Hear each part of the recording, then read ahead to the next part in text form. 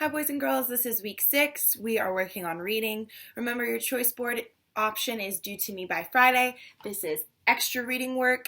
This week we're talking about pictures and text. And remember, text is just another word for the words in our story. Okay, so what we're going to do is Miss Tolbert is going to read you another page out of the Underwater Alphabet book like we've been doing this week.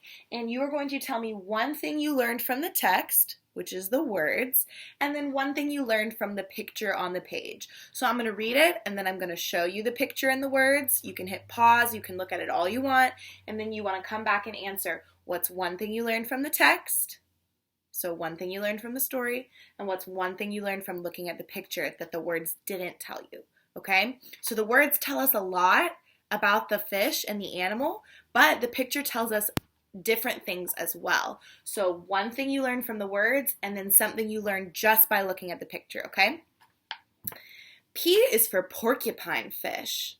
The porcupine fish is a slow swimmer. For protection, it blows itself up into a big ball of sharp spines. It's like spikes that stick out, just like a porcupine.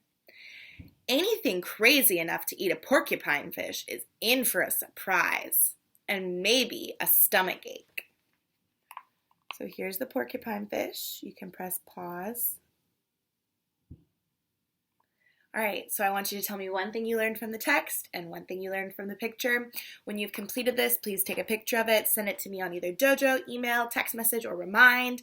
Make sure you're reading 15 minutes a day. Make sure you're doing IRead 20 minutes a day. I will link IRead below, Education Galaxy, as well as some sites with some great ebooks for you to listen to. Reach out if you have any questions.